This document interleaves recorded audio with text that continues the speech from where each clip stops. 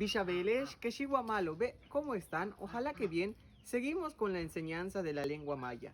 Hoy aprenderemos una palabra con la letra M y esa palabra es mek, que significa abrazo, mek, y lo vamos a ejemplificar en una oración. Bueno, en dos oraciones. Número 1, kintush tiktech hump el mek, que significa te mando un abrazo.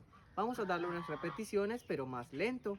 Kin tush tiktech hump el mek, kin tush tiktech hump el mek, te mando un abrazo. Kin tush tiktech hump el mek. Y el ejemplo número 2 es tak intzaiktech hump el mek, tak intzaiktech hump el mek, que significa tengo ganas de darte un abrazo.